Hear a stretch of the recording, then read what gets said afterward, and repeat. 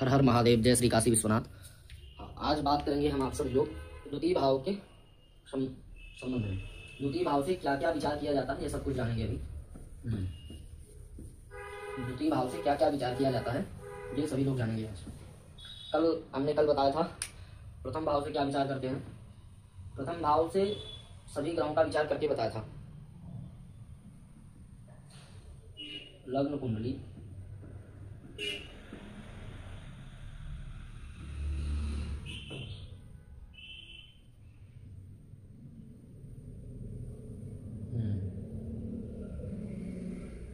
देखिए अभी जो वर्तमान में बात जो चल रही है वो प्रथम भाव में सूर्य, चंद्रमा, मंगल, बुध, बृहस्पति, शुक्र, जैसे शुक्र, शनि, राहु, केतु सभी ग्रहों का फल कल बताया गया था। प्रथम भाव में बैठेंगे तो क्या लाभ होगा, भाव और भावेश में भी 12 भावों में बैठेंगे तो क्या फल होगा, वो जब द्वादश भाव का पूरा हो जाएगा कि प्रथम भाव में बैठेगा फलाग्रह, नवग्रह, तो क्या होगा।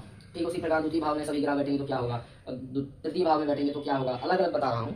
तो जैसे आपको यह सामान्य समझना यह है कि सूर्य बैठेंगे तो क्या प्रभाव देंगे, चंद्रमा बैठेंगे प्रथम भाव में तो क्या प्रभाव देंगे। राशि और स्वामी से कोई मतलब नहीं है, पर ऊंच नीच और अवस्था का बात है, इसे आप नोट करिए।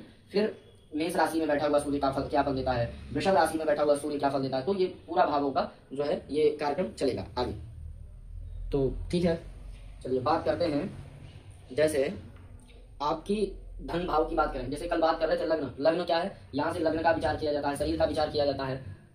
ठीक है, अब यहाँ से विचार क्या करेंगे, द्वितीय भाव से विचार करेंगे, धन का विचार करते हैं। प्रथम भाव से शरीर का विचार करते हैं और द्वितीय भाव से धन का विचार करते हैं। तो धन संपत्ति का ये भाव माना जाता है। आर्थिक स्थिति, बचत और अर्जित संपत्ति आदि का मतलब जो संपत्ति बचाई जा सकती है, ये अर्थ त्रिकोण है। ये धर्म त्रिकोण है, ये अर्थ त्रिकोण है। तो अर्थ त्रिकोण का मतलब, अर्थ का मतलब ही धन होता है, धन संपत्ति का भाव ये बोला जाता है। ठीक है, और आर्थिक स्थिति कैसे होगी, ज्यादा बचा पाएगा, धन बचा पाएगा कि नहीं बचा पाएगा, यहाँ से विचार करेंगे। सोना चांदी आदि, हीरे जवाहरात आदि उसके पास रहेंगे कि नहीं रहेंगे, यहाँ द्वितीय भाव से विचार करेंगे। और भी विचार करेंगे, जैसे कुटुंब का विचार करते हैं द्वितीय भाव से। द्वितीय भाव ये द्वितीय भाव है, ये प्रथम भाव है, प्रथम भाव। ठीक है, प्रथम भाव, एक मिनट, प्रथम भाव, द्वितीय भाव, तृतीय भाव, चतुर्थ भाव, पंचम भाव, षष्ठ भाव, सप्तम भाव, अष्टम भाव, नवम भाव, दशम भाव, एकादश भाव, द्वादश भाव। ठीक है, ये भाव हो गया। ठीक है, अब इन भावों में प्रथम भाव का कल विचार हो चुका है 9 ग्रहों का। आज बात करेंगे द्वितीय भाव का। तो द्वितीय भाव से धन संपदा आदि व्यक्ति पास रहेगी, उसके पास सोने चांदी आदि रहेंगे कि नहीं रहेंगे, बचा पाएगा नहीं बचा पाएगा, उसका कुटुंब कैसा रहेगा।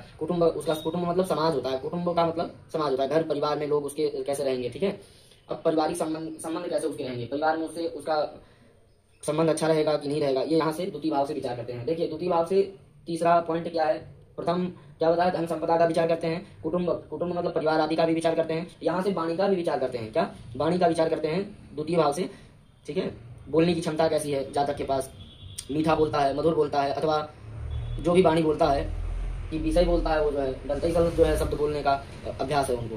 कोई होता है जो है ऐसे गलत वाणी का प्रयोग करते हैं, तो द्वितीय भाव में कोई पाप ग्रह होता है ऐसा कि जो है उनको गलत वाणियों का प्रयोग करवाता है। ठीक है, तो वाणी उसकी कैसी होगी, यदि शुभ ग्रह बैठा होगा तो वाणी अच्छी होगी। तो यहाँ से वाणी का विचार करते हैं। और ठीक है, तो शरीर का भी विचार करते हैं। शरीर में कौन कौन से अंग का विचार करते हैं द्वितीय भाव से, ये जानेंगे। शरीर में कौन कौन से अंग का विचार करते हैं, जैसे इसमें शरीर में कौन कौन से अंग का बीमारी अथवा ऐसे कौन कौन से अंग का विचार करते हैं वो जानेंगे। देखिए दाहिनी आंखों का विचार इसी द्वितीय भाव से करते हैं, और चेहरे का भी विचार द्वितीय भाव से करते हैं, जीभ का भी विचार द्वितीय भाव से करते हैं, नाक का विचार द्वितीय भाव से करते हैं, अन्य सभी अंगों का विचार द्वितीय भाव से करते हैं। ठीक है, दाहिने अंग का सभी विचार द्वितीय भाव से करते हैं। ठीक है, अब यहाँ यदि बात करें शिक्षा का भी विचार, प्रारंभिक शिक्षा जो होती है वो द्वितीय भाव से होती है। तो अर्थ त्रिकोण से प्रारंभिक शिक्षा का अनुमान लगाया जा सकता है। यदि पाप ग्रह बैठा हो तो जातक बचपन से ही नहीं पड़ेगा, अथवा पढ़ाई में उसके अड़चने आएंगी, कोई ना कोई बाधा उत्पन्न रहेगी। ठीक है, तो शिक्षा की शुरुआती शिक्षा का भी यह भाव कहा गया है। खान पान का भी इसी भाव से विचार करते हैं। गायन व्यक्ति, अक्सर लोग एक्टर होते हैं, द्वितीय भाव में अच्छे ग्रह होते हैं, षष्ठ भाव में अच्छे ग्रह होते हैं, द्वादश में अच्छा होते हैं, तो ज्यादा एक्टर बहुत बढ़िया बनता है। सूर्य और चंद्रमा अथवा बुध अथवा शुक्र का संबंध बढ़िया बनता है तो भी बढ़िया एक्टर बन जाते हैं जातक। तो शिक्षा का विचार किया जाता है, खान पान का विचार किया जाता है, कुटुंब का विचार किया जाता है, इसी द्वितीय भाव से शरीर का विचार किया जाता है, धन संपदा आदि का भी विचार द्वितीय भाव से करते हैं। ठीक है, तो द्वितीय भाव से क्या क्या विचार करते हैं ये आपको पता हो गया है। तो शिक्षा का भी, प्रारंभिक शिक्षा का भी द्वितीय भाव से विचार करते हैं, आत्मसम्मान आदि से जुड़ा हुआ सभी चीजों का द्वितीय भाव से विचार करते हैं। अब विचार करेंगे यदि द्वितीय भाव में सूर्य बैठा हो तो क्या फल होता है, ये जानेंगे। ठीक है, देखिए मैं पहले आपको सामान्य से बता देता हूं। यदि द्वितीय भाव में सूर्य, चंद्रमा, मंगल, गुरु, शुक्र द्वितीय भाव में बैठते हैं तो अच्छे परिणाम देते हैं। क्या अच्छे परिणाम देते हैं, जातक अच्छा परिणाम लेकर आता है। परिणाम का मतलब यह है कि वो बहुत अपने जीवन में, जैसे कहेंगे अच्छी वाणी होगी जातक की, पारिवारिक संबंध अच्छा होगा क्योंकि ये शिक्षा का है, संबंध का है और कुटुंब का है, धन का है, ठीक है, संपदा आदि का है द्वितीय भाव। तो इसमें अगर यदि सूर्य, चंद्रमा, बुध, शुक्र द्वितीय भाव में बैठेंगे तो ये शुभ ग्रह माने गए हैं और अच्छे परिणाम देंगे, आपका जीवन अच्छा रहेगा। ठीक है, यदि शुभ ग्रह बैठे हैं तो। यदि यही बात करते हैं द्वितीय भाव में अशुभ ग्रह बैठे तो क्या फल देंगे, जैसे अशुभ ग्रह कौन कौन से हैं, शनि, राहु, केतु जैसे ग्रह बैठेंगे तो जातक को नकारात्मक जैसे चीजों को, जैसे इसी का उल्टा होगा, विपरीत। क्या, जैसे शिक्षा में रुकावट आएगी, शारीरिक में कहीं ना कहीं अंगों में अंग भंग रहेगा, जातक कहीं ना कहीं चोट चपेट लगी होगी, वाणी से जैसे वाणी में जैसे कि मधुरता नहीं होगी, गाली आदि देने का, अथवा वाणी से कुशल शब्द नहीं निकलेंगे। यही धन संपदा उसके पास बहुत अलग स्थिति से आने का योग बनेगा। ठीक है, यदि बात करें, बात करें यदि द्वितीय भाव में सूर्य बैठा हो तो सूर्य जैसे ग्रह क्या फल देंगे, सूर्य जैसे ग्रह व्यक्ति को क्या फल देंगे, तो जातक स्वयं बहुत मेहनत करेगा, प्रयास करेगा तो उसके पास धन बहुत बढ़िया अर्जित होगा। सूर्य जैसे ग्रह बैठेंगे तो जातक को ज्यादा मेहनत करना पड़ेगा और उसे धन संपदा आदि प्राप्त होगी। ठीक है, यदि यही चंद्रमा द्वितीय भाव में बैठा हो जातक को परिवार के सदस्यों से धन का लाभ हो सकता है। जैसे परिवार, चंद्रमा जैसे ग्रह बैठेगा तो वो स्टोन का भी कार्य बढ़िया करेगा। अगर अच्छे स्थिति में बैठा हो चंद्रमा, जैसे हमने बताया था अच्छे राशि में बैठेगा तो अच्छा राशि कौन सी है, स्वग्रही चंद्रमा जो होता है वो कर्क राशि में होता है और उच्च का चंद्रमा वृषभ राशि में होता है और नीच का वृश्चिक राशि में चंद्रमा होता है। अगर अच्छे स्थिति में बैठा होगा, नीच का नहीं होगा, अस्त नहीं होगा, तो द्वितीय भाव में बैठा हुआ चंद्रमा यह सब फलीभूत कराएगा। क्या क्या करेगा, धन संपदा एकत्रित करने में आगे रहेगा, परिवार के संबंध अच्छे रहेंगे, शिक्षा, प्रारंभिक शिक्षा अच्छी रहेगी, कुटुंब समाज के लोग भी अच्छे रहेंगे और जातक क्या कार्य कर सकता है, कार्य देखिए उसका यह रहेगा, चंद्रमा द्वितीय भाव में बैठा है तो ऐसा जातक रत्नों से संबंधित कार्य को बढ़िया कुशल तरीके से करेगा। देखिए अगर बात करें यही द्वितीय भाव में बैठे हुए ग्रह की बात करें, यदि यहाँ बुध बैठा होगा अथवा मंगल बैठा होगा तो क्या परिणाम देगा। देखिए यदि यही जातक का मंगल बैठा होगा द्वितीय भाव में तो मंगल क्या परिणाम देता है, बड़े भाइयों से लाभ दिलाता है। तो बड़े भाई का है द्वितीय भाव, ठीक है, तो द्वितीय भाव से बड़े भाई का विचार करते हैं। यदि कोई शुभ ग्रह बैठा हो, जैसे मंगल बैठे तो मंगल बड़े भाई से धन का लाभ देंगे क्योंकि आर्थिक त्रिकोण, अर्ध त्रिकोण है, अर्ध त्रिकोण से भाई का विचार करते हैं द्वितीय भाव से, बड़े भाई का। ठीक है, तो अब बात करेंगे बुध की। बात करें बुध द्वितीय भाव में होगा तो जातक वाणी में उसकी मधुरता होगी। हमने बताया कि वो गायन आदि के क्षेत्र में बढ़िया होगा यदि बुध यहाँ बैठा हो द्वितीय भाव में तो और कुशल भी होता है जातक। ठीक है, बात करें यदि यहीं बृहस्पति द्वितीय भाव में बैठा हो तो क्या परिणाम होता है, जैसे दादा और उनके बड़े दादा, गुरु आदि की कृपा होती है और जातक अपने दादा, परदादा, बड़े दादा और आदि बड़े जनों से धन का लाभ होता है। वो आशीर्वाद ले, उनसे मिलकर जाए, अपने घर परिवार से अच्छा संबंध रखेगा, मधुर संबंध रखेगा। यही बृहस्पति यदि नीच का हो अथवा शनि की राशि में हो तो पितृदोष लग जाता है जातक को। ठीक है, देखिए बहुत डीपली नहीं जाएंगे इसमें। देखिए अब सभी आगे क्रमशः चलेंगे तो पता चलेगा किस किस भाव से बैठे हुए ग्रहों में किस किस राशि में बैठा तो क्या हमें पितृदोष देता है, क्या हमें धन लाभ देता है, क्या हमारी शिक्षा होगी, क्या हमारा हम अपने जीवन में धन एकत्रित कर पाएंगे कि नहीं कर पाएंगे, धन हम अच्छी स्थिति से कमाएंगे नहीं कमाएंगे। ये जानकारी द्वितीय भाव से प्राप्त की जाती है। अगर देवगुरु बृहस्पति बैठे तो देखिए आपको दादा, परदादा, गुरुओं की कृपा से धन का प्राप्त अथवा धन का लाभ होगा। ठीक है, यही बात करें शुक्र। शुक्र देखिए अगर द्वितीय भाव में बैठा होगा तो देखिए किसी स्त्री के माध्यम से आपको धन लाभ हो सकता है। देखिए स्त्री आपके घर में 3 प्रकार की होंगी।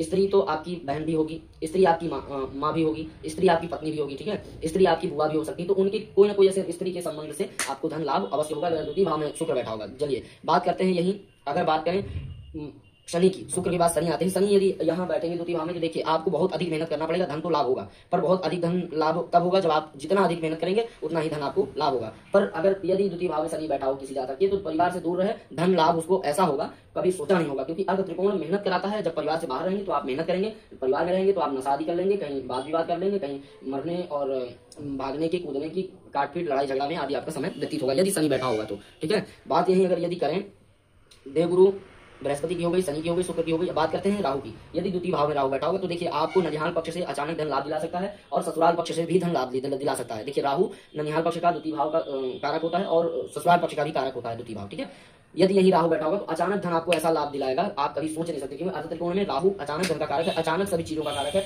यहाँ से जातक को आकस्मिक दुर्घटना आदि का भी योग दिखाता है। यदि राहु जैसे पाप ग्रह बैठे हों और अच्छी स्थिति में नहीं है, जैसे बृहस्पति आदि की राशि में तो बढ़िया आपका जीवन करेंगे। यदि किसी मित्र की राशि में अथवा शत्रु राशि में बैठ जाएंगे तो इनकी तो वैसे कोई राशि नहीं है पर किसी पापग्रह के छाया में आ जाएंगे, किसी पापग्रह के राशि के छाया में आ जाएंगे तो आपको गलत परिणाम देंगे राहु द्वितीय भाव का। ठीक है, बात करें यही केतु के विषय पर चर्चा करें तो केतु जो है पिता का कारक होता है और यदि जातक पिता के कार्यों में हाथ बटवाए तो जातक को बहुत अधिक धन प्राप्त होगा। ठीक है, पर देखिए पिता के कार्यों में हाथ यदि जाकर बंटवाता है तो उसे आर्थिक स्थिति तो ठीक रहेगी, पर कई प्रकार की समस्याएं वहां पैदा करता है केतु, क्योंकि केतु क्वेश्चन मार्ग है। कोई भी बात होगी केतु क्वेश्चन करता है। केतु क्योंकि बैठा हुआ रहस्यमयी चीजों में दृष्टि डाल रहा है, तो केतु के पास ऐसी चीजें हैं, ऐसी दिव्य चीजें हैं वो किसी के पास नहीं होती। ठीक है, तो चलिए आज के लिए इतना ही रखते हैं। और आज द्वितीय भाव में बैठे हुए सभी ग्रहों का फल निर्णय लिया गया। जैसे द्वितीय भाव में सूर्य, चंद्रमा, मंगल, बुध, गुरु, शुक्र, शनि, राहु, केतु संबंधित सभी ग्रहों का